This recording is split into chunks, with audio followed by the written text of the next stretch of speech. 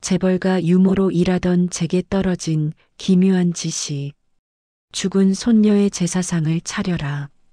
하지만 제사상에 오른 음식은 제 입맛과 똑같았고 영정사진 속 얼굴은 바로 저였습니다. 그 순간 봉인됐던 20년 전 화재 사고의 기억이 되살아납니다. 나를 불타는 차 속에 버리고 웃던 새엄마, 그리고 치매인 척 숨죽여온 할아버지. 기억을 되찾은 저는 이제 유모 김수진이 아닌 혜성그룹의 주인 최지수로 다시 태어납니다. 악마 같은 새엄마를 향한 핏빛 복수와 짜릿한 참교육. 한순간도 눈을 뗄 수 없는 충격 반전 드라마.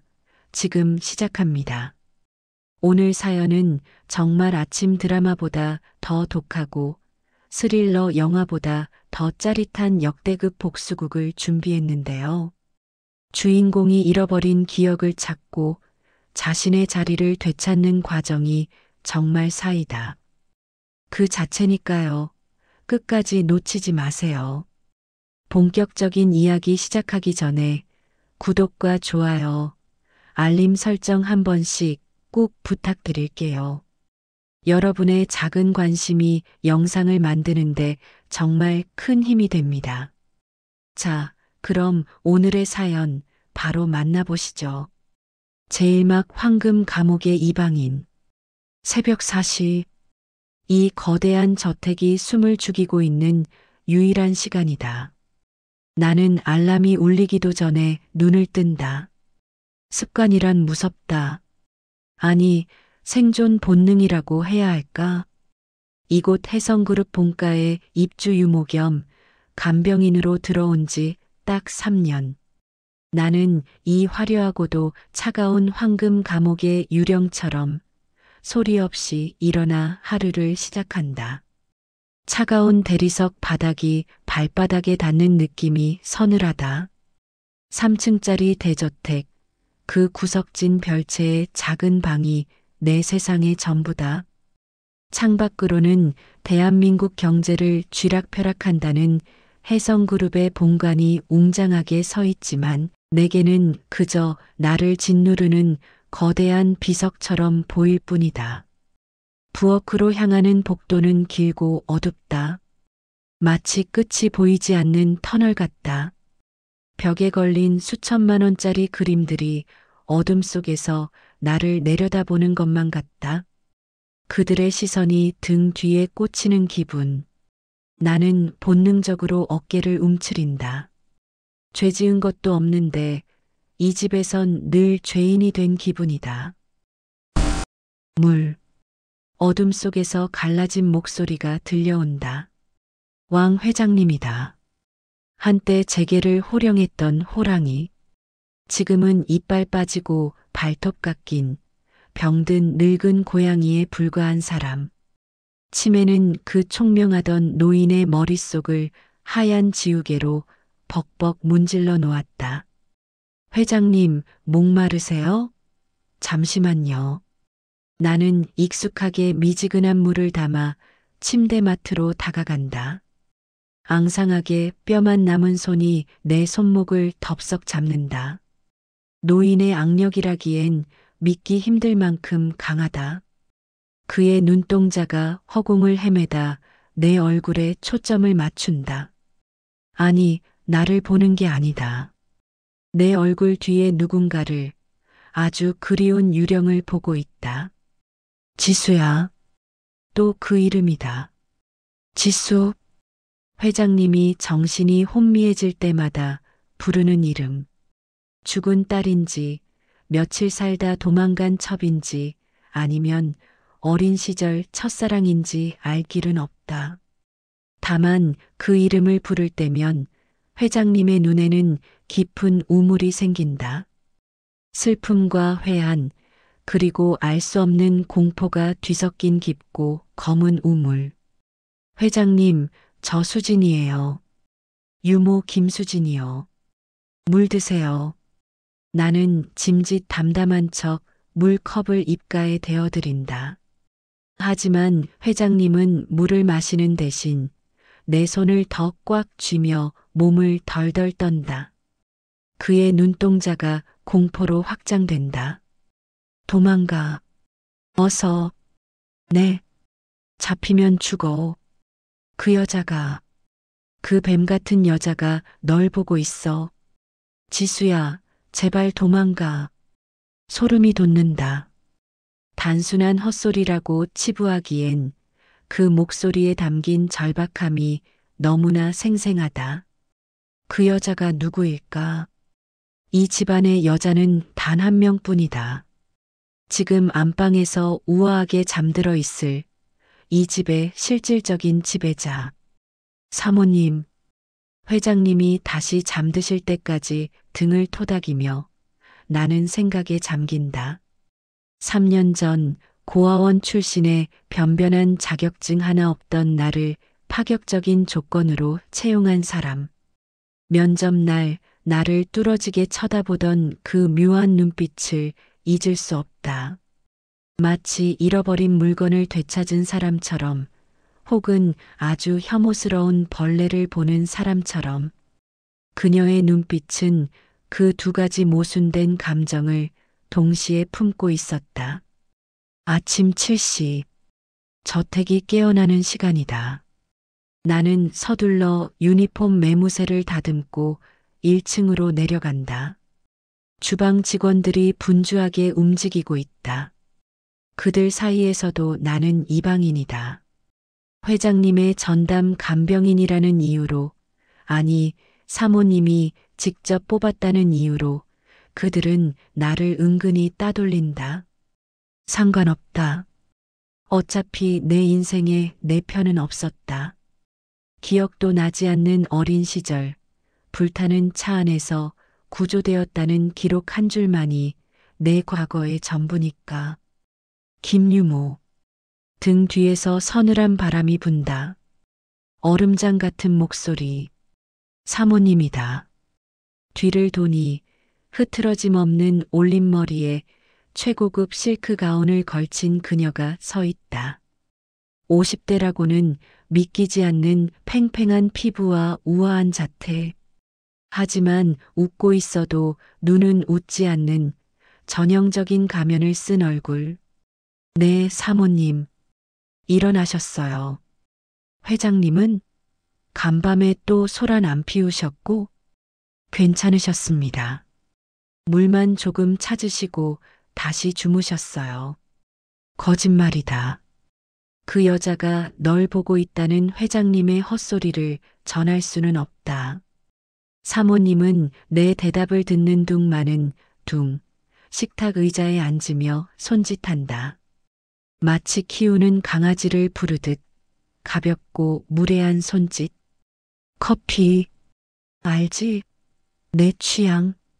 네, 바로 준비하겠습니다. 나는 익숙하게 원두를 간다. 에티오피아 예가체프. 산미가 강하고 향이 짙은 커피.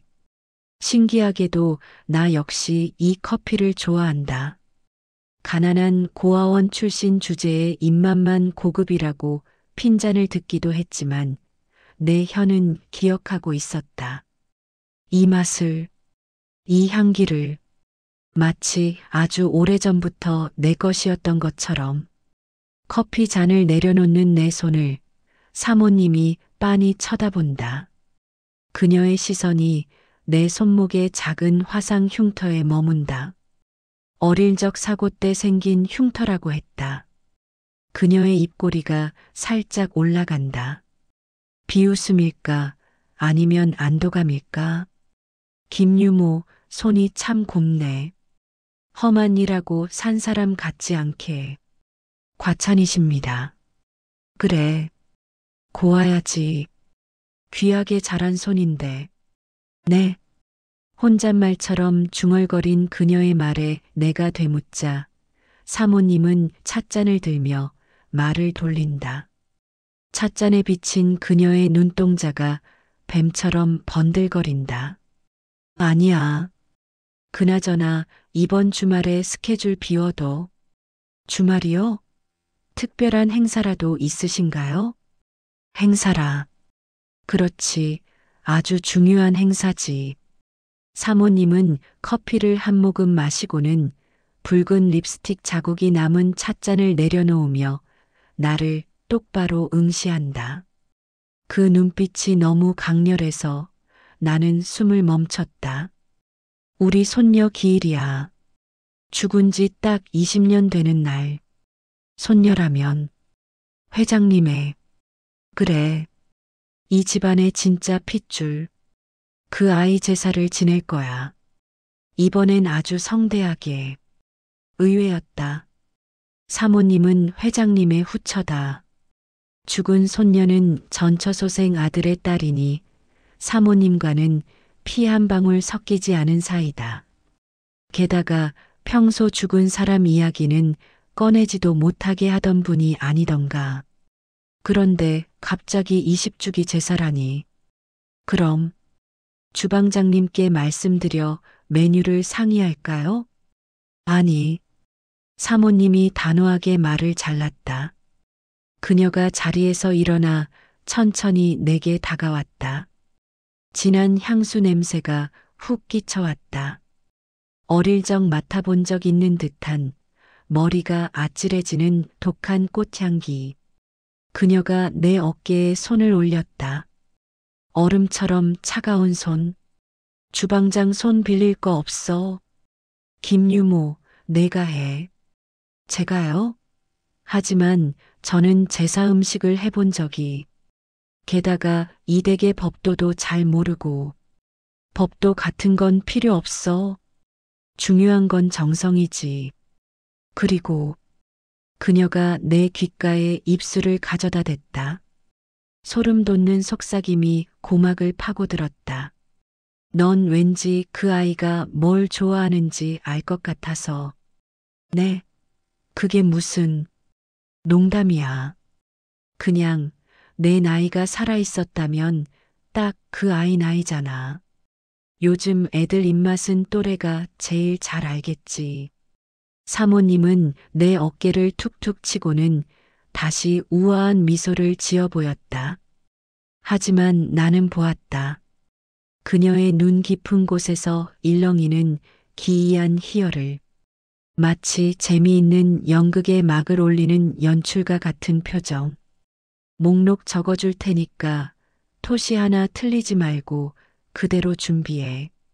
시장 가서 직접 재료 고르고 직접 요리해서 상까지 차려.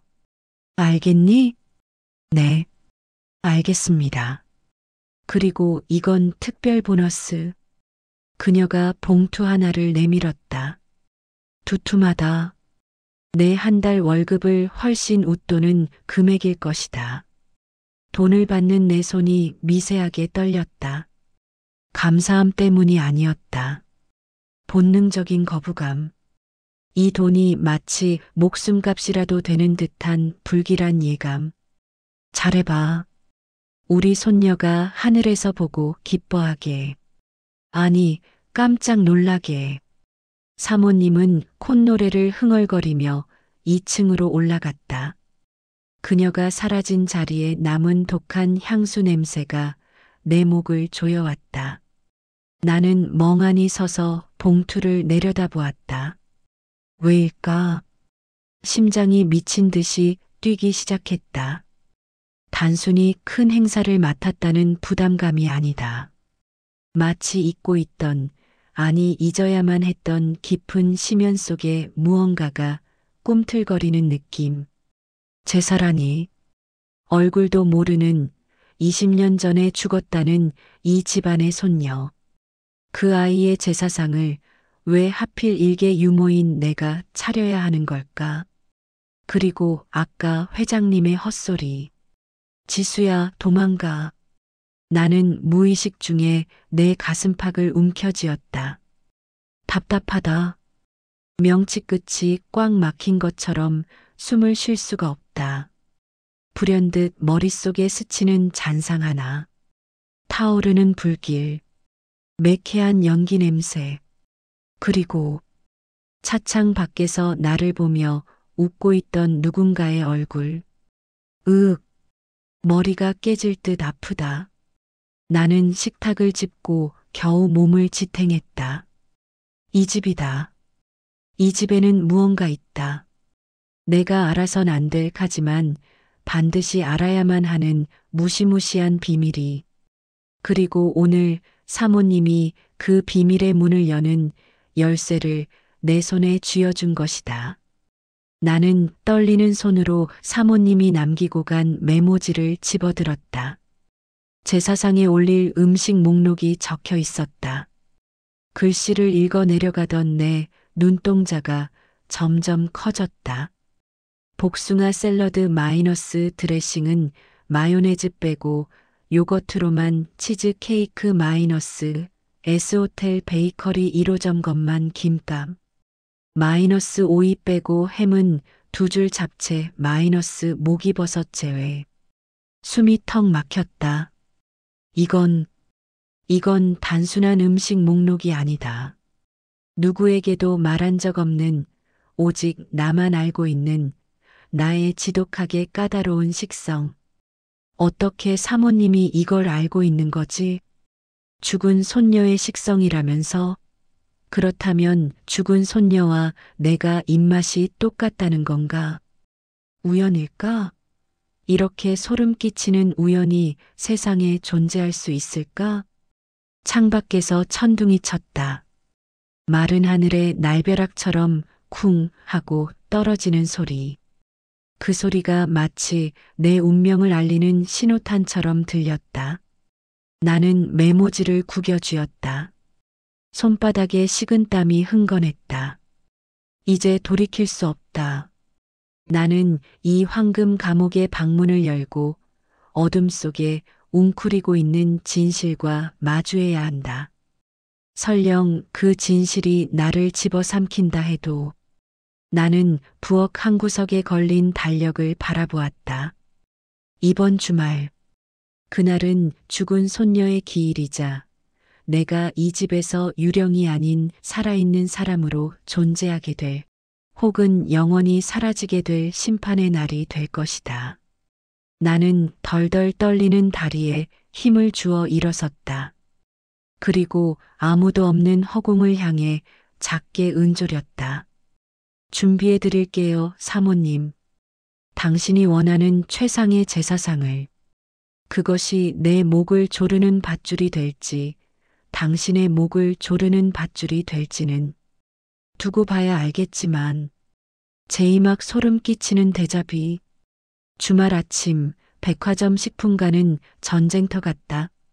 하지만 나는 마치 진공 상태에 갇힌 사람처럼 카트를 밀며 멍하니 식품 코너를 돈다. 내 손에 들린 사모님의 메모지. 그 종이 한 장이 납덩이처럼 무겁다. 1. 복숭아 샐러드용 마이너스 말랑한 백도만 5개 딱딱한 건 절대 안 됨. 나는 과일 코너에 멈춰섰다. 가장 비싸고 향이 진한 백도를 고르며 손끝이 떨려왔다. 나는 복숭아 알레르기가 없다. 오히려 복숭아를 미친 듯이 좋아한다. 하지만 껍질에 난 털이 조금이라도 닿으면 온몸이 가려워 반드시 누군가 껍질을 완벽하게 깎아준, 그것도 과즙이 줄줄 흐르는 말랑한 백도만 먹었다. 고아원에서는 공주병 걸린 년이라고 손가락질 받던 나만의 유별난 식성. 죽은 손녀도 그랬단 말인가? 2. 김밥용 햄 마이너스 어사 프리미엄 훈제 햄 2줄씩 넣을 것. 정육 코너를 지나 가공식품 코너로 향했다. 카트에 햄을 담으려다 나는 헛웃음을 흘렸다.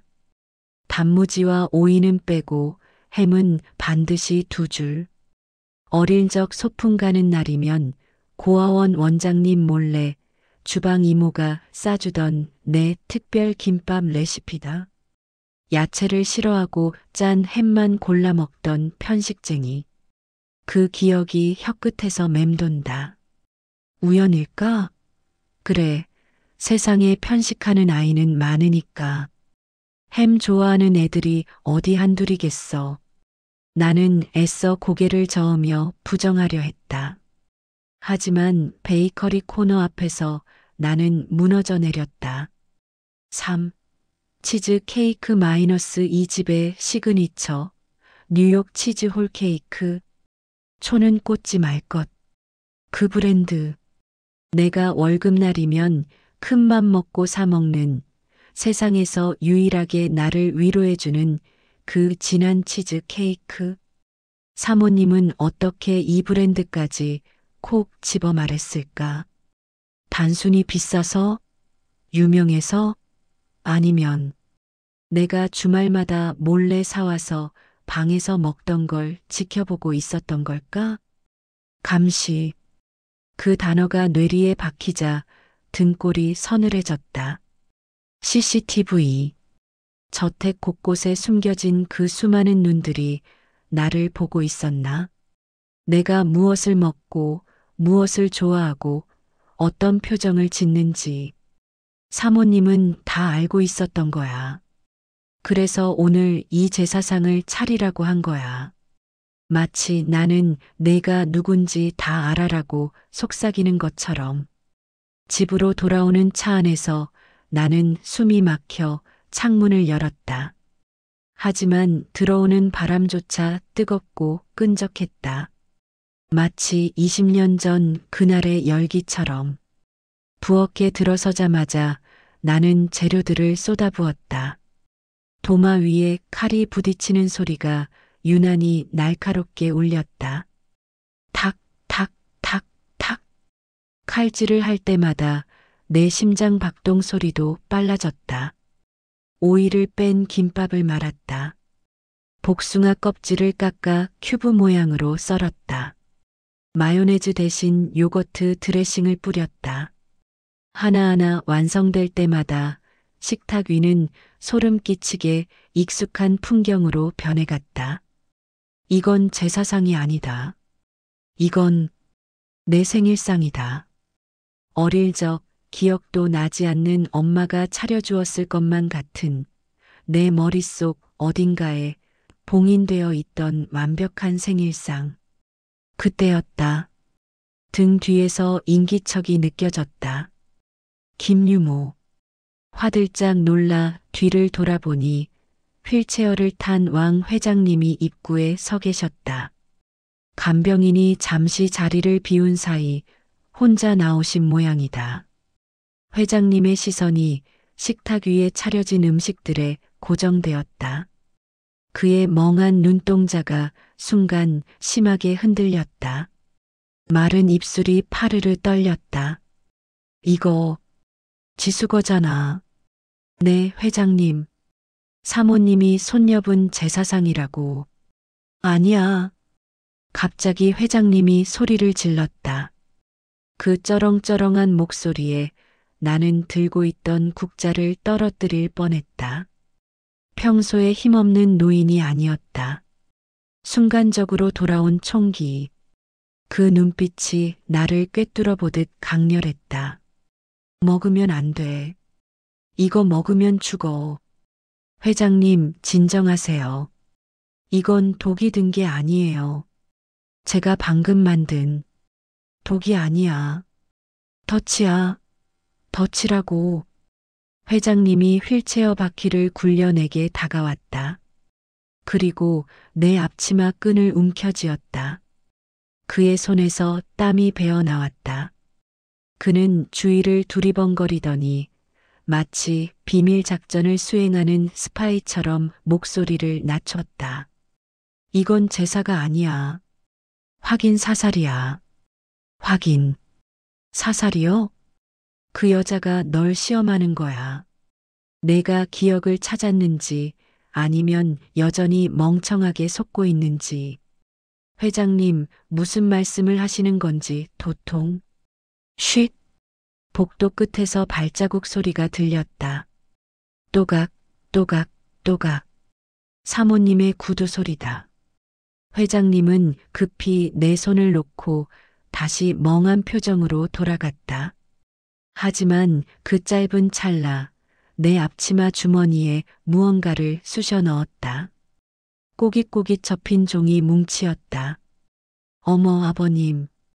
여기까지 웬일이세요? 사모님이 부엌으로 들어왔다. 그녀의 시선이 나와 회장님 사이를 빠르게 스캔했다. 의심 가득한 눈초리. 나는 짐짓 태연하게 행주로 식탁을 닦으며 말했다. 회장님이 배가 고프신가 봐요. 맛있는 냄새가 난다고 나오셨어요. 그래.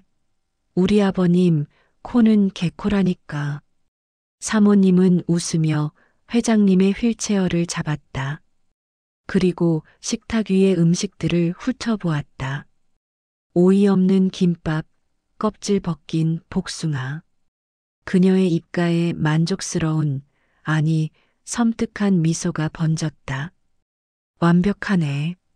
정말 그 애가 살아 돌아와서 만든 것처럼 완벽해. 칭찬 감사합니다. 수고했어. 이제 가서 옷 갈아입고 와. 제사는 해지면 바로 시작할 거니까.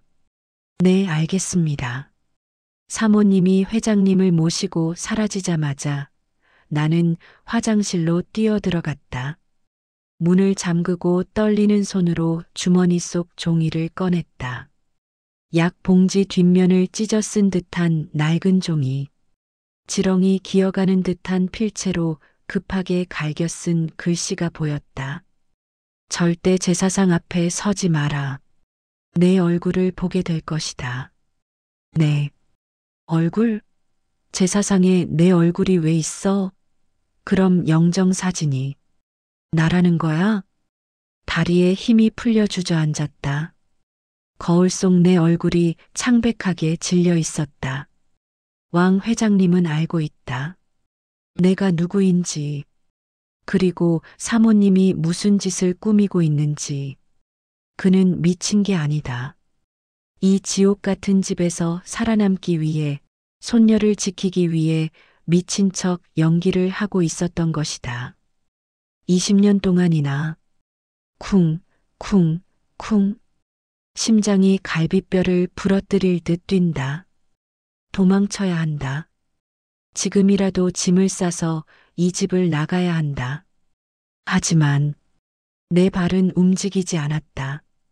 공포 뒤편에서 끓어오르는 뜨거운 무언가.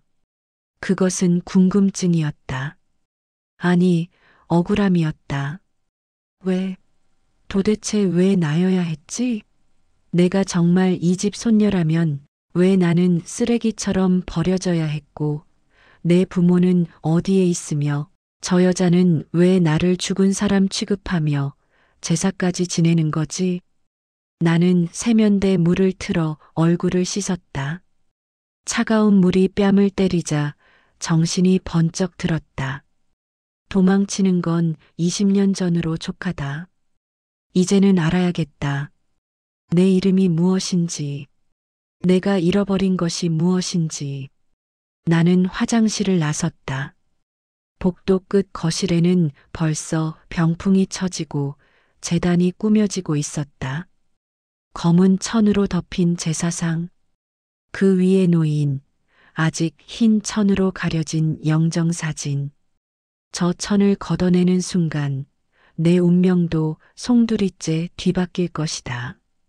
나는 내 방으로 돌아와 사모님이 준 검은색 유니폼을 입었다.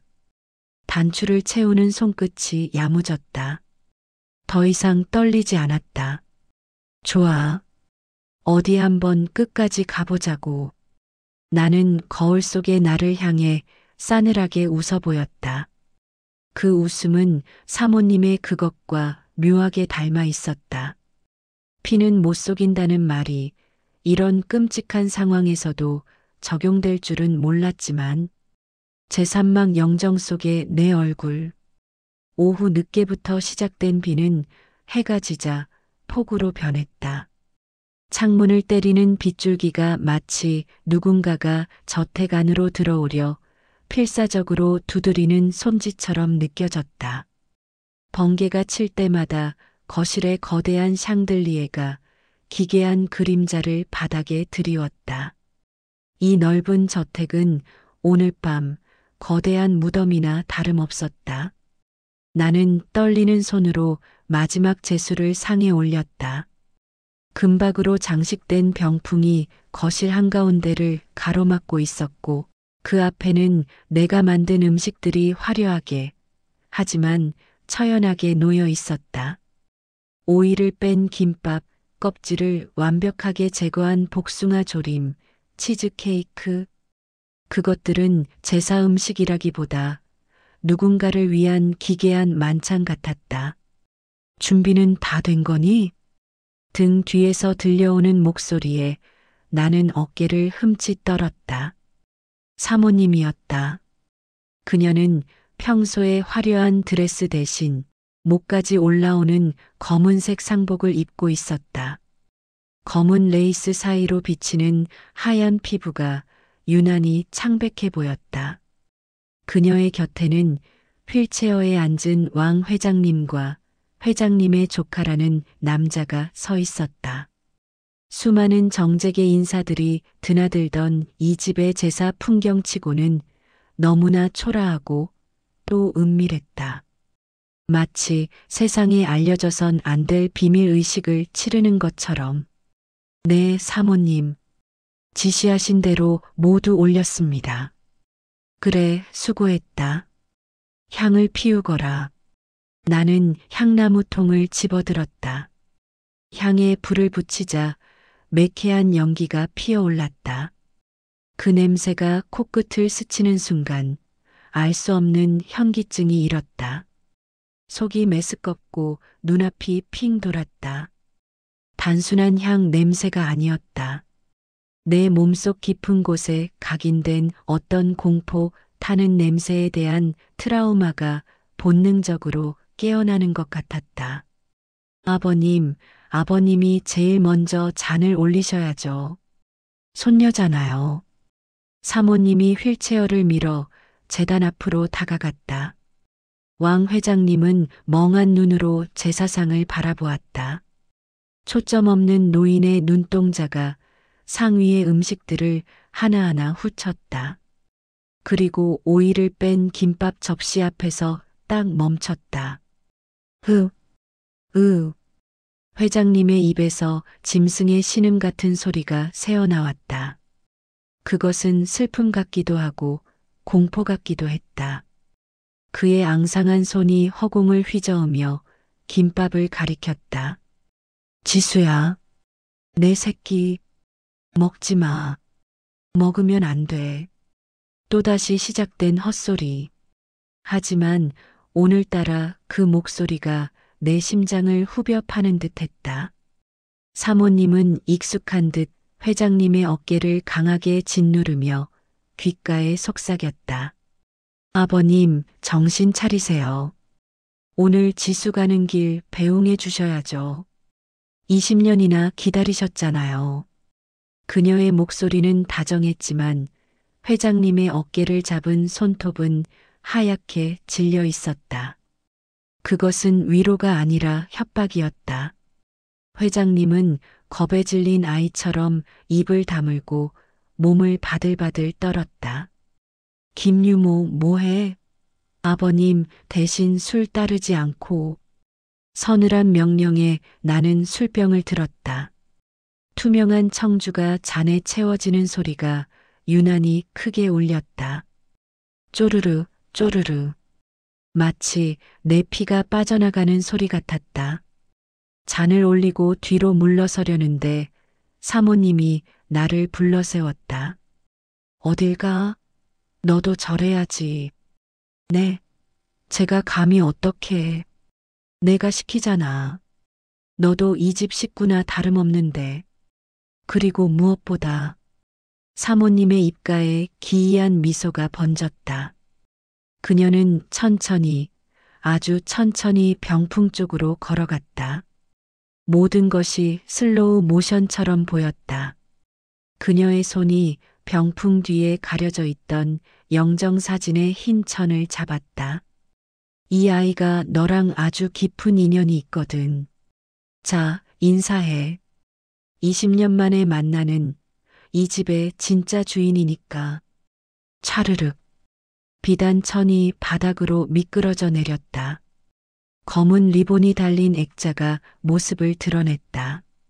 나는 무심코 고개를 들어 그 사진을 보았다. 숨이 턱 막혔다. 심장이 덜컥 내려앉아 발밑으로 꺼지는 것 같았다. 내 눈을 의심했다. 비비고 다시 봐도 그것은 환영이 아니었다. 액자 속에서 환하게 웃고 있는 단발머리 소녀. 촌스러운 옛날 교복을 입고 있지만 그 얼굴은 바로 나였다. 며칠 전 사모님이 직원증을 새로 만들어주겠다며 강제로 찍어간 내 증명사진. 포토샵으로 교복을 입혀놓았지만 눈 밑에 작은 점까지 선명한 영락없는 내 얼굴이었다. 다리에 힘이 풀렸다. 나는 비명조차 지르지 못하고 바닥에 주저앉았다. 공포가 목을 조여왔다. 왜 내 얼굴이 저기에 걸려 있는 거지? 죽은 손녀의 제사라며? 그럼 내가 죽은 사람이라는 거야? 어때? 마음에 드니? 사모님의 목소리가 귓가에 웅웅거렸다. 그녀는 바닥에 주저앉은 나를 내려다보며 마치 재미있는 인형극을 보는 아이처럼 즐거워하고 있었다. 우리 지수 고등학교 교복 입으면 딱 이렇게 생겼을 텐데. 내가 특별히 신경 써서 합성했어. 정말 감쪽 같지 않니? 이게 무슨 짓입니까? 살아있는 사람 사진을 영정해. 나는 바들바들 떨며 소리쳤다. 하지만 내 목소리는 공포에 질려 갈라져 나왔다. 그때였다. 머릿속에서 날카로운 송곳이 뇌를 찌르는 듯한 격통이 밀려왔다. 지끈지끈. 단순한 두통이 아니었다. 뇌혈관이 터질 것 같은 압력과 함께 봉인되어 있던 거대한 댐이 무너져 내렸다. B-이명 소리가 들리며 시야가 붉게 물들었다. 거실의 풍경이 일그러지고 전혀 다른 장면이 눈앞에 펼쳐졌다. 지수야, 누군가 나를 부른다. 회장님의 쉰 목소리가 아니다. 훨씬 젊고 따뜻하고 힘 있는 목소리. 아빠다. 내 기억 속에 없던, 하지만 영혼은 기억하고 있는 아빠의 얼굴이 스쳐 지나간다. 우리 공주님, 오늘 생일이지? 새엄마가 맛있는 거 많이 해줬네. 장면이 바뀐다. 화려한 생일 파티. 식탁 위에는 내가 좋아하는 것들로만 가득하다. 오이 뺀 김밥, 껍질 벗긴 복숭아 조림, 치즈케이크, 그리고 내 머리를 쓰다듬어 주던 아름다운 여인. 지금 내 앞에 서 있는 저 사모님. 그때의 그녀는 천사처럼 웃고 있었다. 지수야, 선물 받으러 가야지. 엄마랑 드라이브 갈까? 그녀가 차 키를 흔든다. 나는 신이 나서 조수석에 올라탄다. 새 차 냄새, 가죽 시트의 감촉. 차는 꼬불꼬불한 산길을 달린다. 비가 오지 않는 맑은 날이었는데 이상하게 앞이 흐리다. 속도가 점점 빨라진다. 엄마, 너무 빨라요. 무서워요. 어린 내가 소리친다. 하지만 그녀는 대답하지 않는다. 그녀의 얼굴에서 미소가 사라지고 차가운 무표정만이 남는다. 그녀는 브레이크를 밟지 않는다. 오히려 엑셀을 더 세게, 아주 세게 밟는다. 지수야, 미안해하지 마. 넌 아빠 곁으로 가는 거야. 엄마, 눈앞에 가드레일이 나타난다. 그 너머는 낭떠러지다. 차가 공중으로 붕 뜬다. 세상이 뒤집힌다. 중력이 사라진 듯한 부유감 뒤에 찾아온 끔찍한 충격. 쾅! 쾅광! 유리창이 깨져 파편이 튀고 찌그러진 차체가 내 몸을 짓누른다. 피 냄새가 진동한다. 그리고 곧이어 매캐한 냄새, 기름 냄새, 불길이 치솟는다. 뜨겁다. 살이 타들어갈 것 같이 뜨겁다. 살려주세요. 엄마. 뜨거워요. 나는 피투성이가 된 손을 뻗어 깨진 창밖을 본다. 차 밖으로 튕겨나간 그녀가 보인다. 그녀는 풀숲에서 일어나 옷을 털고 있다. 피 한 방울 흘리지 않았다. 그녀가 불타는 차를 바라본다. 나와 눈이 마주친다. 살려달라는 내 눈빛을 보며 그녀는 웃었다. 잘 가, 최지수. 이제 다 내 거야. 그녀가 손을 흔든다. 그리고 굉음과 함께 차가 폭발한다. 으악. 나는 머리를 감싸 쥐고 바닥을 뒹굴며 비명을 질렀다. 목이 찢어질 듯한 비명이었다. 20년 전 그 불타는 차 안에서 지르지 못했던 비명이 이제야 터져나온 것이다. 기억났다. 모든 것이 선명하게 기억났다. 내 이름은 김수진이 아니다. 나는 고아가 아니었다. 나는 이 집안의 외동딸, 혜성그룹의 유일한 상속녀, 최지수였다. 그리고 저 여자, 내게 엄마 행세를 하며 다가왔던 저 뱀 같은 여자가 재산을 가로채기 위해 나를 차에 태워 절벽으로 밀어버렸다. 나를 죽이려 했다.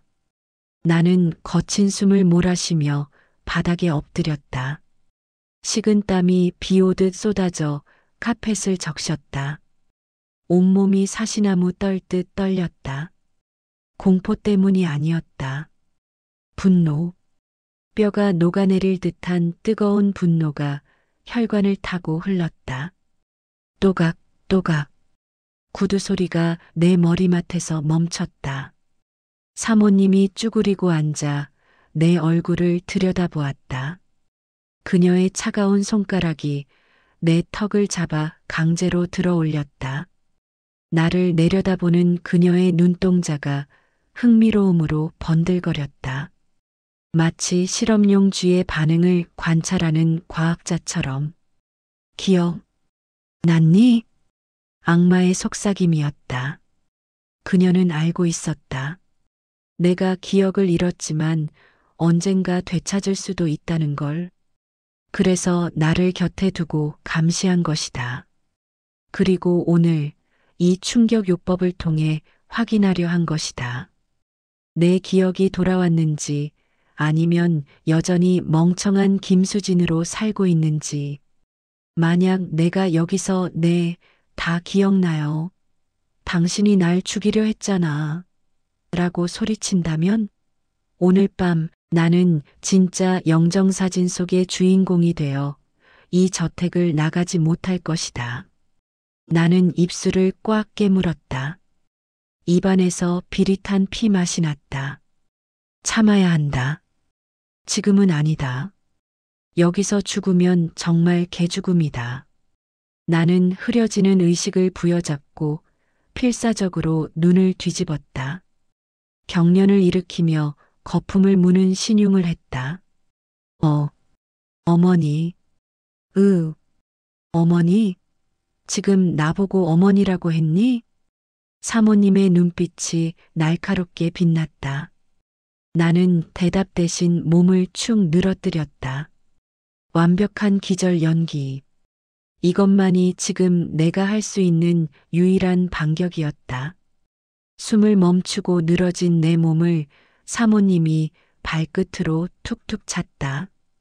모멸감이 치솟아 올라 심장이 터질 것 같았지만 나는 미동도 하지 않았다. 쳇, 싱겁기는 그냥 충격받아서 기절한 건가?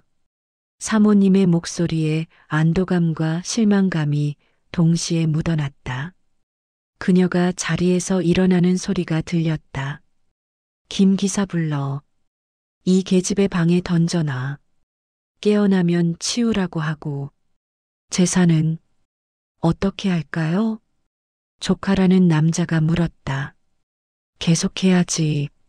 주인공이 기절해서 좀 아쉽긴 하지만 우리끼리라도 축배는 들어야 하지 않겠어? 지수 기일이 아니라 내 재산권 방어 기념일인데. 사모님의 웃음소리가 거실에 울려 퍼졌다. 나는 질질 끌려나가며 실눈을 뜨고 마지막으로 제사상을 보았다. 병풍 앞에 영정사진.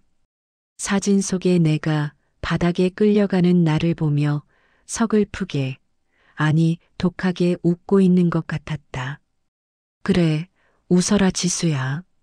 나는 속으로 피눈물을 삼키며 다짐했다. 오늘 밤 김수진은 죽었다. 그리고 최지수가 다시 태어났다. 강희주, 당신이 차린 이 완벽한 제사상. 그 제사상의 주인이 바뀌는 걸 내 두 눈으로 똑똑히 보게 해줄게. 당신이 내게 준 고통, 이자까지 쳐서 돌려줄 테니까. 기대해. 지옥은 이제부터 시작이니까. 제사막 기억의 파편, 그리고 살해. 눈을 떴을 때 세상은 온통 칠흑 같은 어둠이었다. 코끝에 익숙한 곰팡이 냄새가 맴돌았다. 내 방이다. 저택의 가장 구석진 곳, 햇빛 한 줌 제대로 들지 않는 하녀의 방. 나는 식은땀으로 흥건하게 젖은 이불을 꽉 움켜쥐었다. 손가락 마디마디가 하얗게 질릴 정도로 힘이 들어갔다. 꿈이었을까? 아니, 꿈일 리가 없다. 머릿속을 헤집어 놓은 그 끔찍한 기억의 파편들은 너무나 선명했다. 불타는 차, 매캐한 연기, 살려달라고 울부짖던 어린 나, 그리고 나를 보며 악마처럼 웃던 강희주, 저 여자의 얼굴. 으윽, 신음이 절로 새어나왔다. 단순한 두통이 아니었다. 마치 누군가가 내 뇌를 꺼내어 난도질을 해놓은 것 같은 고통이었다. 나는 덜덜 떨리는 손으로 침대 옆 협탁의 물병을 찾았다. 물을 마시려는데 거울에 비친 내 모습이 눈에 들어왔다. 초라한 행색, 헝클어진 머리, 겁에 질린 눈동자. 김수진. 지난 20년간 내가 살아온 이름. 고아원에서 자라 닥치는 대로 일하며 이 집의 유모자리 하나에 감지덕지했던 비루한 인생.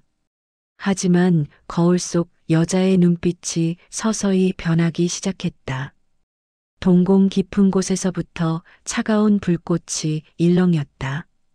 나는 천천히 손을 들어 거울을 만졌다. 차가운 유리의 감촉이 손끝에 닿았다. 김수진은 죽었어. 내 입술이 달싹였다. 목소리는 갈라져 나왔지만 그 어느 때보다 또렷했다. 나는 최지수야. 입 밖으로 내뱉는 순간 심장이 쿵 하고 내려앉았다. 최지수. 혜성그룹의 유일한 상속녀이자 이 거대한 저택의 진짜 주인. 20년 전 죽은 줄로만 알았던 내가 바로 여기 살아있다. 그것도 나를 죽이려 했던 살인마의 발밑에서 그녀가 주는 월급을 받으며 그녀의 비위를 맞추며 살아왔다. 구역질이 치밀어 올랐다. 나는 화장실로 달려가 변기를 붙잡고 헛구역질을 했다. 위액이 넘어올 때까지 토해냈다. 내 속을 채우고 있던 김수진으로서의 비굴한 시간들을 모두 뱉어내고 싶었다. 그때였다. 방문 밖에서 인기척이 느껴졌다. 아주 미세한 발소리. 카페 뒤를 걷는 뱀처럼 소리 없는 접근. 나는 본능적으로 변기물을 내리고 입을 닦았다. 그리고 침대로 돌아가 이불을 뒤집어 쓰고 웅크렸다. 기. 경첩의 기름칠이 잘된 문이 소리 없이 열렸다. 방 안으로 훅 끼쳐 들어오는 진한 향수 냄새. 강희주, 그녀였다. 그녀가 침대맡으로 다가와 멈춰 섰다. 나는 숨소리를 죽이고 가늘게 어깨를 떨었다. 공포에 질려 앓고 있는 연기. 이것은 살기 위한 처절한 본능이었다. 김유모. 나직한 목소리가 허공을 갈랐다. 걱정이라곤 한 톨도 섞이지 않은 탐색하는 목소리. 아직도 자니? 나는 짐짓 힘겹게 눈을 뜨는 척하며 몸을 일으켰다. 어둠 속에서 그녀의 실루엣이 보였다. 검은 상복을 입은 그녀는 마치 저승사자 같았다. 사모님, 죄송합니다. 제가 그만 정신을 잃어서 뒷정리도 못하고 그게 중요한 게 아니야. 그녀가 침대에 걸터 앉았다. 매트리스가 푹 꺼지는 느낌에 나는 소름이 돋았다. 그녀의 손이 내 이마를 짚었다. 얼음장처럼 차가운 손. 그 손이 20년 전 내 뺨을 쓰다듬으며 엄마랑 드라이브 갈까? 라고 말하던 그 손이었다. 당장이라도 그 손목을 비틀어 버리고 싶었지만 나는 이불 속에서 주먹을 꽉 쥐고 참아냈다. 아까 거실에서 왜 그랬니? 네. 비명을 질렀잖아. 마치 귀신이라도 본 사람처럼. 그리고 날 어머니라고 불렀고 그녀의 눈이 어둠 속에서 번들거렸다. 그녀는 지금 나를 떠보고 있는 것이다. 내가 기억을 찾은 건지 아니면 단순한 착각인지 확인하려는 것이다. 여기서 실수를 하면 끝이다. 나는 눈동자를 대굴대굴 굴리며 최대한 겁먹은 멍청한 표정을 지어 보였다. 실은 보았습니다. 뭘 봤는데? 그녀의 목소리에 날카로운 긴장감이 서렸다. 영정사진이요. 천이 내려가는 순간 그 사진 속 얼굴이 저랑 너무 닮아서 놀랐는데 갑자기 헛것이 보였어요. 헛것? 네. 불이요. 불타는 차가 보였고 어떤 여자애가 살려달라고 소리를 지르는데 그게 너무 무서워서 저도 모르게 엄마를 찾았나 봐요. 제가 고아라서 무서울 땐 저도 모르게 엄마라는 말이 튀어나와서 죄송합니다. 나는 말끝을 흐리며 훌쩍거렸다. 완벽한 거짓말은 아니었다. 진실을 섞어야 상대가 믿는 법이다. 내 말을 들은 사모님의 표정이 미묘하게 일그러졌다. 그녀는 안도하는 듯 하면서도 찝찝한 기색을 감추지 못했다. 불타는 차라. 그녀가 중얼거렸다. 그녀의 시선이 내 얼굴을 집요하게 훑었다. 그래, 놀랄만도 하지. 우리 지수가 그렇게 갔거든. 교통사고 화재로. 아, 그렇군요. 정말 불쌍하신 분이네요. 불쌍? 글쎄다. 어차피 인간은 다 한 줌째로 돌아가는 거 아니겠니? 좀 일찍 갔을 뿐이지. 그녀가 피식 웃었다. 그 웃음에 내 이성의 끈이 툭 끊어질 뻔했다. 인간이 아니다. 이 여자는 괴물이다. 어떻게 의붓딸을 죽여놓고 저렇게 태연하게 말할 수 있을까? 아무튼 깨어났으니 됐다. 내일 아침 일찍 일어나서 오늘 어지러운 거 다 치워. 냄새나니까. 그녀가 자리에서 일어났다.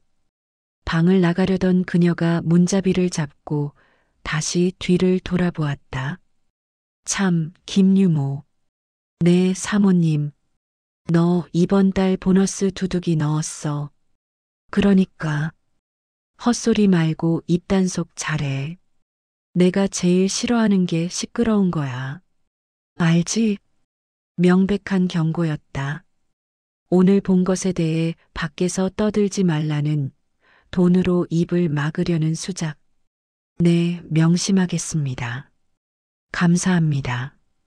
나는 고개를 조아렸다. 문이 닫히고 그녀의 발자국 소리가 멀어질 때까지 나는 고개를 들지 않았다. 완벽한 정막이 찾아오자 나는 이불을 걷어차고 침대에서 내려왔다. 방 한구석에 있는 전신 거울 앞에 섰다.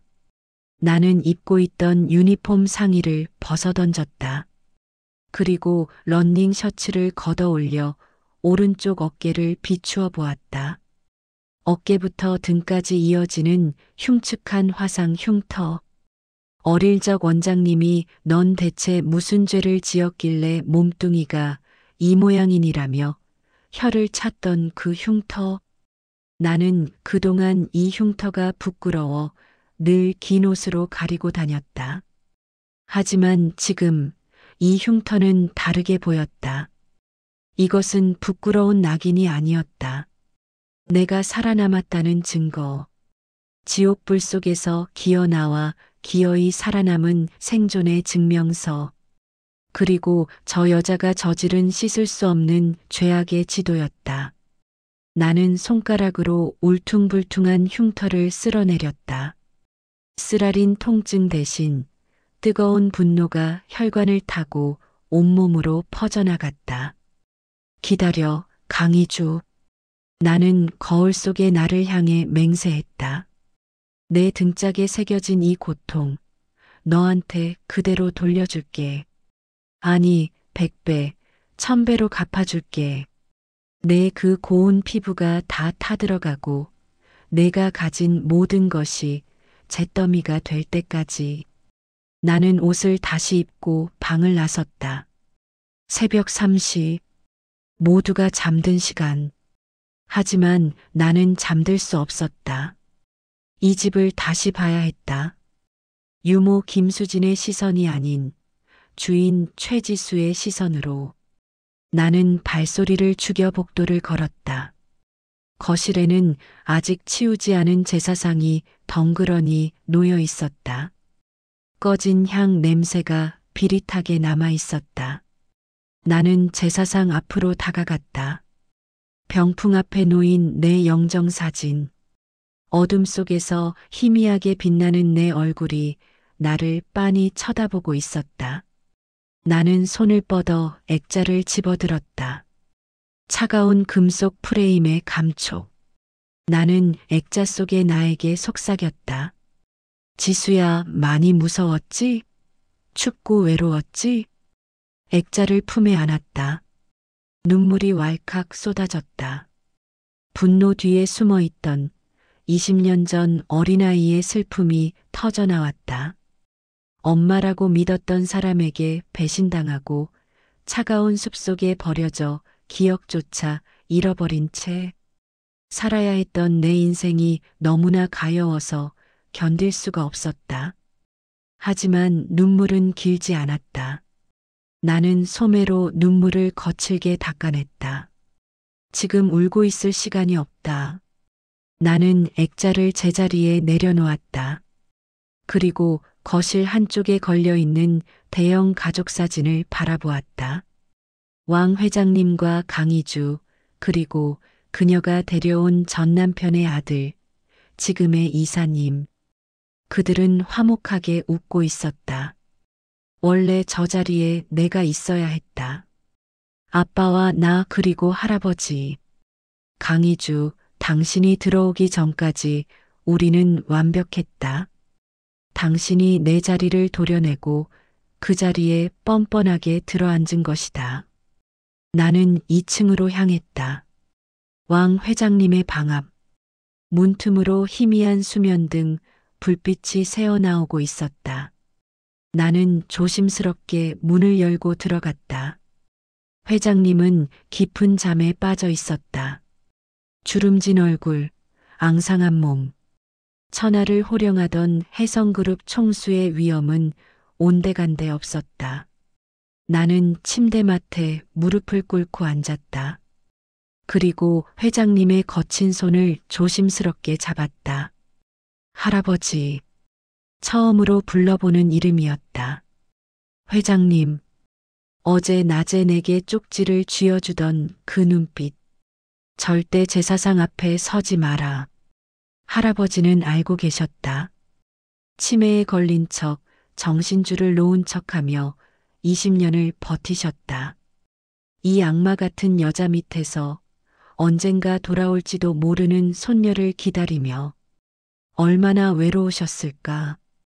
얼마나 무서우셨을까? 회장님의 눈꺼풀이 파르르 떨리더니 천천히 눈이 떠졌다. 탁한 눈동자가 허공을 헤매다 내 얼굴에 멈췄다. 나를 알아보지 못하는 눈빛이었다. 아니, 알아보지 못해야 했다. 지금은 물 줘. 할아버지는 다시 연기를 하고 계셨다. 아니면 정말 정신이 오락가락 하시는 건지도 몰랐다. 나는 말없이 물컵을 들어 빨대를 입에 물려드렸다. 물을 마시는 할아버지의 눈가에 물기가 맺혔다. 그가 내 손을 꽉 잡았다. 어제보다 더 강한 악력. 그리고 아주 작은 목소리로 속삭였다. 왔구나. 심장이 멎을 뻔했다. 할아버지는 내 눈을 똑바로 쳐다보고 계셨다. 그 눈은 맑았다. 총기가 서려 있었다. 살아서 돌아왔구나, 내 새끼. 할아버지, 저 알아보시겠어요? 저 지수예요. 목이 메어 목소리가 나오지 않았다. 할아버지는 고개를 미세하게 끄덕이셨다. 그리고는 내 손등에 입을 맞추셨다. 거친 수염의 감촉이 따가웠지만 그 어떤 비담보다 부드럽게 느껴졌다. 미안하다. 이 늙은이가 힘이 없어서 널 지켜주지 못해서. 아니에요. 살아계셔 주셔서 감사해요. 기다려 주셔서 감사해요. 조심해야 한다. 그 여자는 독사야. 내가 돌아온 걸 알면 이번엔 정말 널 죽이려 들 거야. 알아요. 이번엔 안 당해요. 제가 다 갚아줄 거예요. 그래. 그래야지.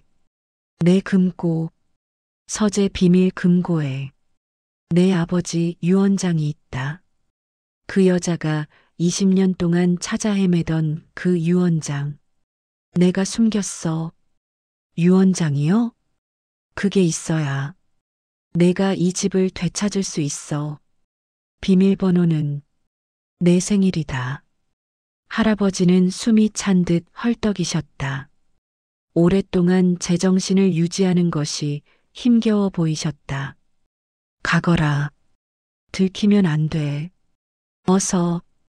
할아버지는 다시 내 손을 밀어내며 눈을 감으셨다. 순식간에 다시 힘없는 치매 노인으로 돌아가 버렸다. 나는 이불을 덮어드리고 조용히 방을 빠져나왔다. 복도에 서서 나는 주먹을 꽉 쥐었다. 유언장. 아빠가 남긴 유언장이 있다.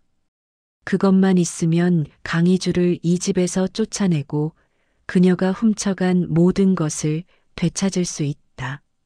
서재. 강희주의 집무실로 쓰이고 있는 그곳. 가장 위험한 곳에 가장 중요한 무기가 숨겨져 있었다. 나는 1층으로 내려가 부엌으로 향했다.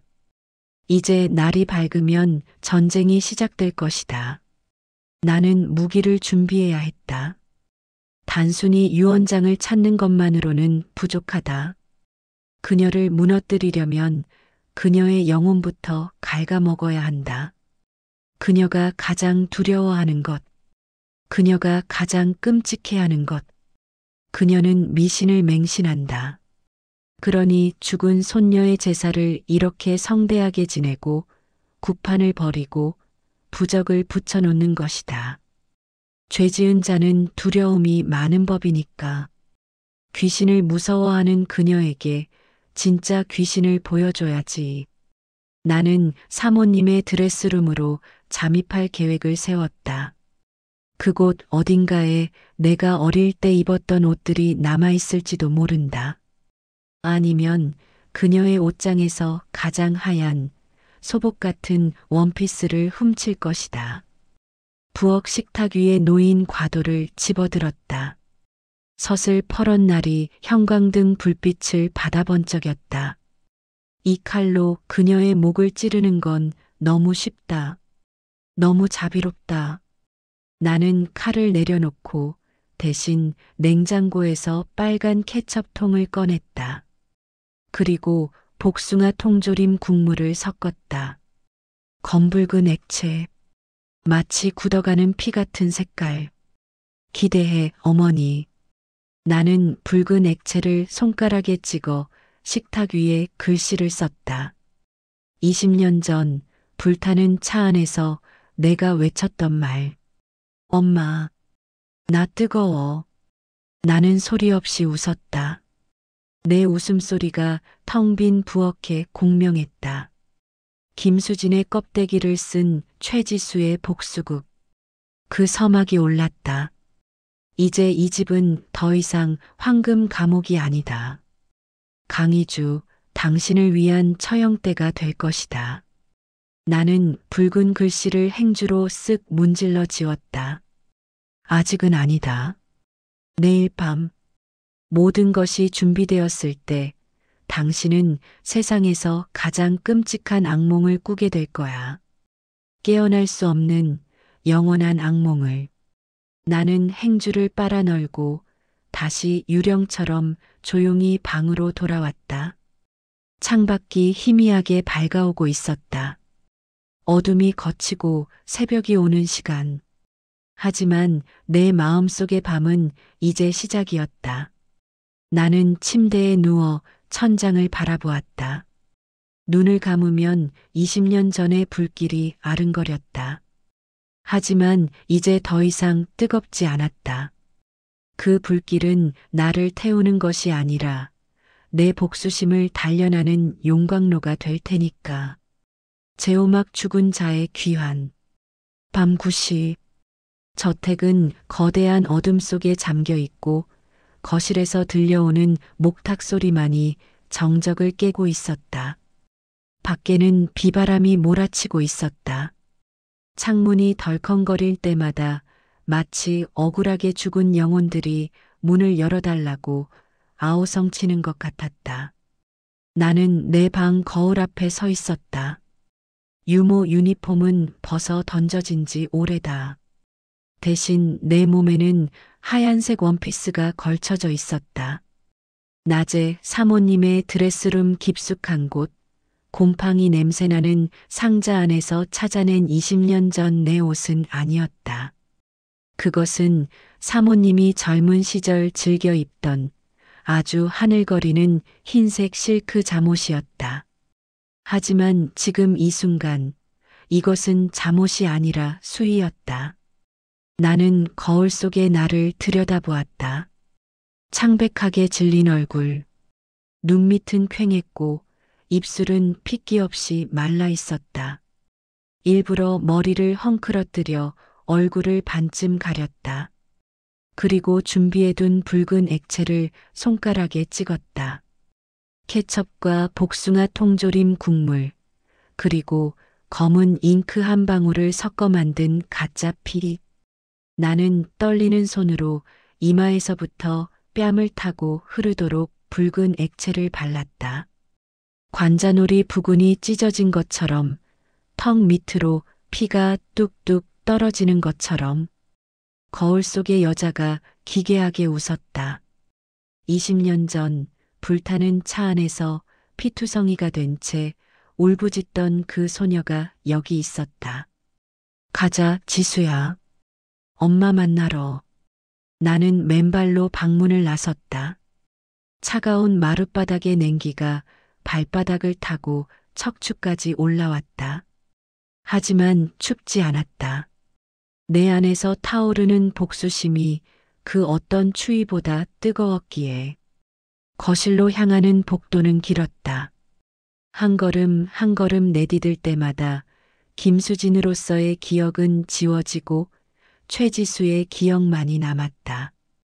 저 모퉁이를 돌면 아빠가 안아주곤 했는데, 이 계단 난간에서 미끄럼을 타다 혼나곤 했는데, 행복했던 기억들이 칼날이 되어 가슴을 후벼 팠다.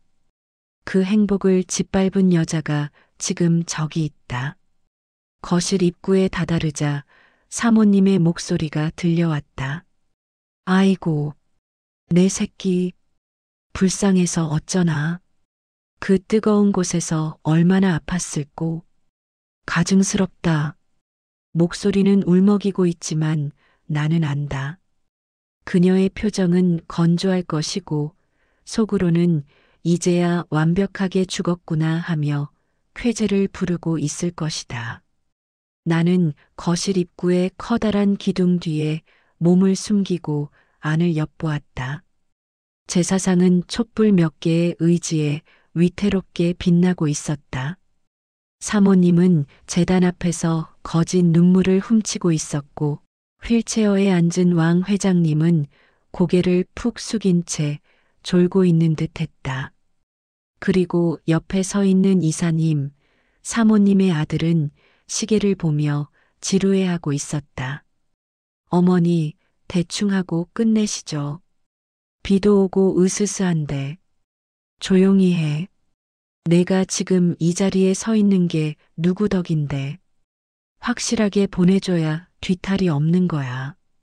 사모님이 아들을 쏘아붙였다. 바로 그때였다. 콰르릉. 천둥 소리와 함께 저택의 조명이 깜빡거렸다. 거실의 샹들리에가 불안하게 흔들리더니 팥하고 꺼져버렸다. 순식간에 거실은 촛불 몇 개만이 비추는 어둠에 휩싸였다. 뭐야? 정전이야? 이사님이 짜증 섞인 목소리로 소리쳤다. 사모님도 당황한 듯 주위를 두리번거렸다. 김 기사 없어? 차단기 확인해봐. 아무 대답도 없다. 이미 내가 손을 써두었으니까. 김 기사는 지금 별채 창고에 갇혀 있을 것이다. 지금 이 거실은 고립된 섬이다. 나는 깊게 숨을 들이마셨다. 드디어 때가 왔다. 나는 기둥 뒤에서 천천히, 아주 천천히 걸어 나갔다. 맨발이 바닥에 닿는 소리조차 나지 않게. 유령처럼. 사모님은 촛불을 들고 제사상을 살피고 있었다. 그녀의 등 뒤로 내가 다가갔다. 비릿한 냄새. 가짜 피 냄새가 아니라 그녀가 뿌린 역겨운 향수 냄새가 코를 찔렀다. 엄마. 나는 최대한 긁는 목소리로 어린아이의 말투를 흉내내며 속삭였다. 사모님의 어깨가 흠칫 굳어졌다. 누구야? 그녀가 천천히 뒤를 돌아보았다. 촛불이 내 얼굴을 비췄다. 헝클어진 머리카락 사이로 드러난 창백한 얼굴.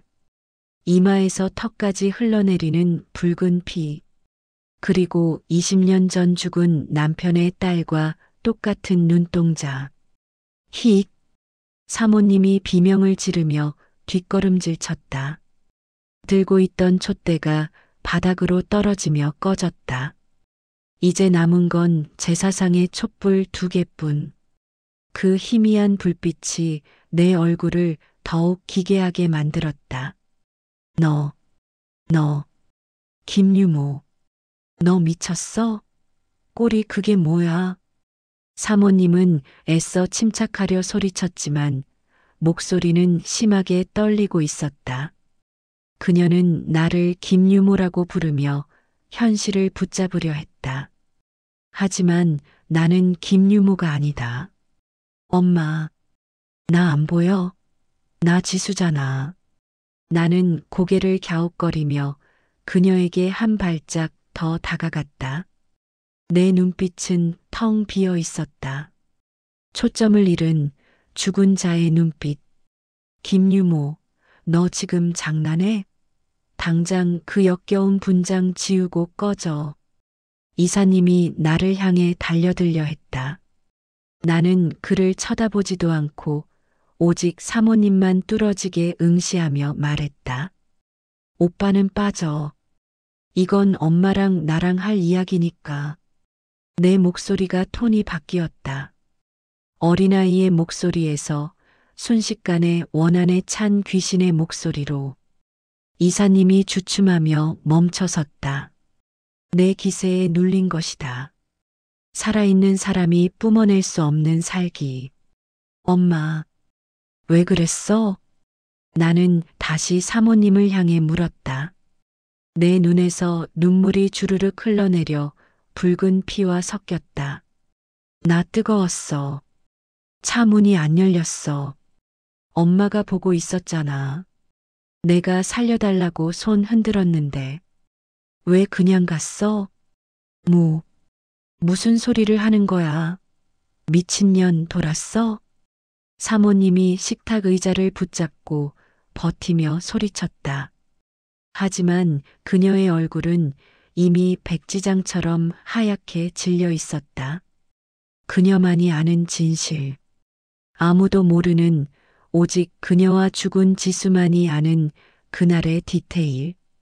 엄마가 그랬잖아. 아빠 곁으로 보내준다고. 드라이브 가자고 했잖아. 닥쳐, 닥쳐. 브레이크. 왜 안 밟았어? 내가 무섭다고 했잖아. 엄마, 나 뜨거워. 살려줘. 문 열어줘. 나는 갑자기 비명을 지르며 사모님에게 달려들었다. 양손을 앞으로 뻗어 그녀의 목을 조르는 신용을 했다. 사모님은 공포에 질려 바닥에 엉덩방아를 찧었다. 그녀는 엉금엉금 뒤로 기어가며 손을 휘저었다. 오지 마. 저리 가. 내 잘못 아니야. 내가 죽어야 했어. 내가 왜? 난 엄마 딸이 되고 싶었는데. 엄마 사랑했는데. 거짓말 마. 넌 내 아빠 핏줄이잖아. 내가 있으면 내 아들이 아무것도 못 가지잖아. 다 너 때문이야. 내가 태어난 게 죄야. 사모님의 입에서 비명처럼 자백이 터져나왔다. 공포가 이성을 마비시킨 것이다. 그녀는 눈앞에 있는 내가 김유모라는 사실을 잊었다. 그녀의 눈에는 내가 진짜 불타 죽은 최지수의 원기로 보일 뿐이었다. 그래서 죽였어? 차에 불 지르고? 그래, 내가 그랬어. 브레이크 고장 낸 것도 나고 문 안 열어준 것도 나야. 그러니까 제발 저리 가. 굿도 해줬잖아. 제사상도 차려줬잖아. 뭘 더 원해. 그녀는 귀를 막고 고개를 세차게 흔들며 오열했다. 제사상 위의 영정사진이 흔들리는 촛불에 비쳐 마치 웃는 것처럼 보였다. 이사님은 이 믿을 수 없는 상황에 입을 벌리고 굳어 있었다. 어머니의 입에서 나온 끔찍한 살인 고백. 모든 것이 밝혀지는 순간이었다. 나는 멈춰섰다. 더 이상 다가가지 않았다. 내 얼굴에 묻은 피가 빗물처럼 턱 밑으로 뚝뚝 떨어졌다. 나는 사모님을 내려다보며 아주 차갑고 건조한 목소리로 말했다. 들었죠? 할아버지. 순간 정적이 흘렀다. 사모님의 흐느낌이 뚝 멈췄다.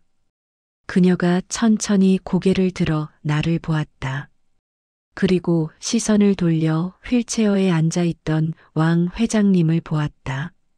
줄곧 고개를 숙이고 졸고 있는 줄 알았던 왕 회장님. 그가 천천히 고개를 들었다. 그의 눈빛은 더 이상 흐릿한 치매 노인의 것이 아니었다. 먹이를 노려보는 맹수의 눈빛. 20년간 숨죽여왔던 분노가 그 눈 안에서 이글거리고 있었다. 그래, 똑똑히 들었다. 이 천하의 몹쓸 것. 회장님의 목소리가 쩌렁쩌렁하게 거실을 울렸다. 사모님은 숨이 멎는 듯한 표정으로 입을 벙긋거렸다. 아, 아버님? 내년이 내 새끼를, 지수를 그렇게 만들었어? 내 눈을 속이고 하늘을 속이고 감히 살인을 해? 회장님이 휠체어 팔걸이를 움켜쥐고 몸을 일으키려 했다. 비틀거렸지만 그는 기어이 두 발로 섰다. 기적 같은 일이 아니었다. 복수심이 그를 일으켜 세운 것이다. 아버님, 오해예요. 저건 귀신이에요. 헛소리예요. 사모님이 다급하게 변명하려 했지만 회장님은 지팡이를 들어 제사상을 내리쳤다. 와장창 그릇들이 깨지고 음식이 바닥에 쏟아졌다. 오이를 뺀 김밥이 껍질 벗긴 복숭아가 흙투성이가 되어 뒹굴었다. 저게 귀신이라고? 아니, 저 아이는 사람이야. 살아 돌아온 내 손녀, 최지수다. 회장님이 나를 가리켰다. 사모님과 이사님의 시선이 동시에 내게 꽂혔다. 나는 얼굴에 묻은 가짜 피를 손등으로 쓱 닦아냈다. 그리고 헝클어진 머리를 뒤로 넘겼다. 귀신의 표정을 지우고 이 집의 주인이었던 오만하고 당당한 최지수의 표정으로 돌아왔다. 오랜만이에요, 어머니. 아니, 강희주 씨. 사모님의 눈동자가 찢어질 듯 커졌다. 그녀는 믿을 수 없다는 듯 바닥을 기어 내 발목을 잡으려 했다. 너, 김유무가 아니라. 진짜? 네. 당신이 죽이지 못한 최지수. 지옥불에서 기어나와 당신 밥상 차려준 그 유모. 나는 그녀의 손을 차갑게 뿌리쳤다. 연기하느라 힘들었어요. 밥 먹을 때마다 역겨운 거 참느라. 이 악마 같은 년. 사모님이 악을 쓰며 내 다리를 물어뜯을 기세로 달려들었다. 하지만 그때 쾅 하고 현관문이 부서질 듯 열렸다. 거센 비바람과 함께 경찰들이 들이닥쳤다. 움직이지 마십시오. 살인 및 살인교사 혐의로 긴급 체포합니다. 경찰들의 뒤로 낯익은 얼굴이 보였다. 내게 낡은 쪽지를 쥐어주며 도망가라던 할아버지. 그가 미리 숨겨둔 비장의 카드였다. 거실 구석, 장식장 위에 놓인 작은 화분. 그 속에 숨겨진 녹음기와 소형 카메라가 빨간 불빛을 깜빡이고 있었다. 안 돼. 안 돼. 이건 함정이야. 아버님, 전현이 꾸민 짓이에요. 사모님은 경찰들에게 팔이 꺾이면서도 발악했다. 그녀의 우아했던 올림머리는 산발이 되었고 검은 상복은 바닥의 음식물 쓰레기로 더러워졌다. 가장 추악한 밑바닥이 드러난 꼴이었다. 나는 잡혀가는 그녀의 앞으로 다가갔다. 그리고 귓가에 작게 속삭였다. 20년 전 그녀가 내게 했던 것처럼. 잘 가요, 강희주 씨. 이제 다 내 거야. 사모님의 눈이 뒤집혔다. 그녀는 거품을 물고 비명을 지르며 끌려나갔다.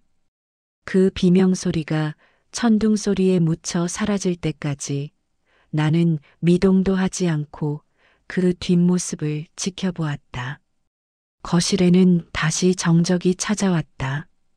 깨진 그릇 조각들과 지지겨진 케이크, 난장판이 된 제사상 앞에서 나는 비로소 다리에 힘이 풀려 주저앉았다. 하지만 이번엔 공포 때문이 아니었다. 안도감, 그리고 밀려오는 허무함. 지수야. 회장님이 비틀거리며 내게 다가와 나를 안아주셨다. 노인의 마른 품에서 나는 참았던 눈물을 터뜨렸다. 가짜 피와 진짜 눈물이 뒤섞여 내 얼굴을 엉망으로 만들었다. 하지만 상관없었다. 이제 나는 김유모가 아니다. 숨을 필요도 도망칠 필요도 없다. 나는 울면서 웃었다. 제육막 심판, 그리고 새로운 주인. 뉴스 앵커의 목소리가 병실 TV를 가득 채웠다. 속보입니다. 해성그룹 왕 회장의 며느리 강모 씨가 살인 및 살인교사 혐의로 구속 기소되었습니다. 20년 전 사고사로 알려졌던 해성그룹의 유일한 상속녀 최모 양이 살아있다는 사실이 밝혀지며 제게는 큰 충격에 빠졌습니다. 나는 리모컨을 눌러 TV를 껐다. 병실 안은 다시 평화로운 정적에 휩싸였다. 창가에 앉아 휠체어에 몸을 기댄 할아버지가 나를 보고 희미하게 웃으셨다. 할아버지의 손에는 이제 낡은 쪽지 대신 따뜻한 유자차 한 잔이 들려 있었다. 지수야, 이제 다 끝난 거냐? 네, 할아버지. 다 끝났어요. 그 여자 다시는 이 세상 빛 못 볼 거예요. 나는 사과를 깎으며 담담하게 대답했다. 경찰 조사는 일사천리로 진행됐다. 할아버지가 숨겨둔 화분 속 몰래카메라와 녹음기는 결정적인 증거가 되었다. 그 안에는 강희주가 나를 벼랑 끝으로 몰며 뱉어낸 자백뿐만 아니라 지난 20년간 할아버지를 학대하고 약물을 투여해 치매 환자로 둔갑시킨 정황까지 고스란히 담겨 있었다. 강희주는 끝까지 발악했다. 취조실에서 그녀는 내가 귀신이라며 자신은 귀신에 홀려 헛소리를 한 거라고 주장했다. 변호인단을 꾸려 심신미약을 호소했지만 유전자 검사 결과지 앞에선 그마저도 소용없었다. 김수진과 왕 회장의 유전자 일치율 99.9%. 내가 바로 최지수라는 과학적 증거 앞에 그녀의 거짓 가면은 산산조각 났다. 그 녀석은 내 오빠라는 놈은 어찌 됐느냐? 방조제로 처벌받을 거예요. 직접적인 살인 가담은 안 했지만 어머니의 범죄를 알고도 묵인했고 회사 돈을 횡령한 증거도 나왔거든요. 할아버지는 씁쓸한 표정으로 고개를 끄덕이셨다. 피 한 방울 섞이지 않은 남이었지만 그래도 손자라고 거두어 키운 정 때문일까? 하지만 나는 동정심 따위 느끼지 않았다. 그는 침묵의 공범이었다. 내가 유모로 멸시받을 때 그 옆에서 비싼 와인을 마시며 비웃던 그 얼굴을 나는 잊지 않는다.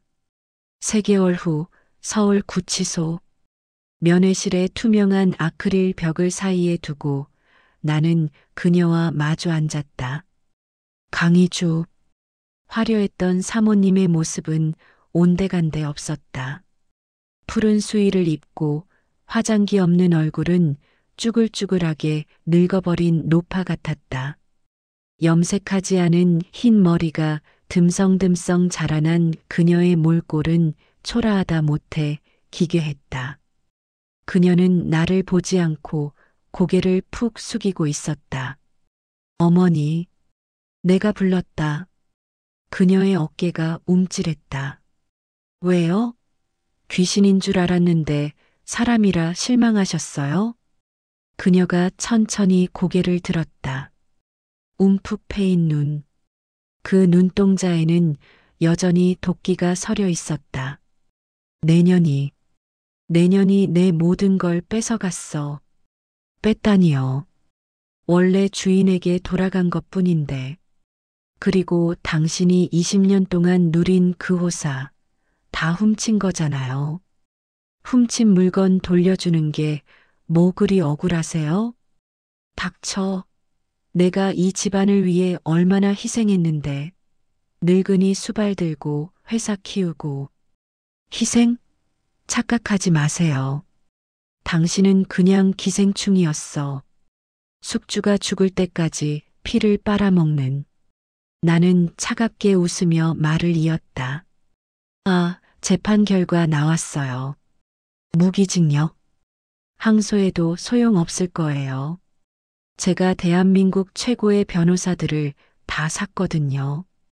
당신 변호사들이 하나둘 사임하는 거 못 들으셨나? 그녀의 눈이 흔들렸다. 돈. 그녀가 그토록 사랑했던 돈이 이제는 그녀를 조이는 올가미가 되었다. 여기서 죽으세요. 차가운 시멘트 바닥에서 당신이 태워 죽이려 했던 그 딸의 이름을 되뇌면서 아, 영치금은 넉넉히 넣어드릴게. 오래오래 살아서 그 고통 다 느껴야 하니까. 나는 자리에서 일어났다. 그녀가 아크릴 벽을 쾅쾅 두드리며 소리쳤다. 지수야, 지수야, 내가 잘못했다.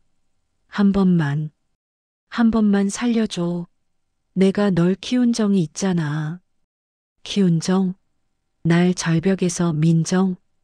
나는 뒤도 돌아보지 않고 면회실을 나섰다. 등 뒤에서 들려오는 그녀의 절규가 마치 짐승의 울음소리처럼 들렸다. 통쾌했다. 하지만 동시에 가슴 한구석이 서늘하게 비어버린 느낌이었다. 복수는 달콤했지만 잃어버린 내 20년은 돌아오지 않는다. 그 사실이 나를 더욱 냉혹하게 만들었다.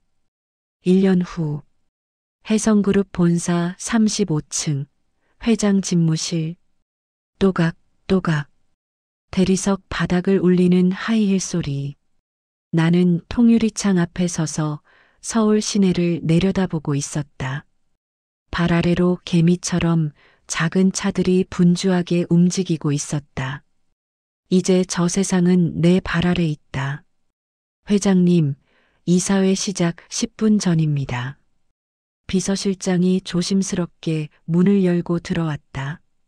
나는 몸을 돌렸다. 유모 유니폼 대신 몸에 딱 맞는 세련된 화이트 슈트를 입은 내가 유리창에 비쳤다. 단발머리는 칼같이 정돈되어 있었고 입술에는 붉은 립스틱을 발랐다. 거울 속의 여자는 더 이상 겁먹은 김수진이 아니었다. 그렇다고 20년 전에 순진했던 최지수도 아니었다. 그녀는 지옥을 보고 돌아온 생존자이자 이 제국을 다스릴 새로운 여왕이었다. 가시죠. 나는 책상 위에 놓인 서류를 집어들었다.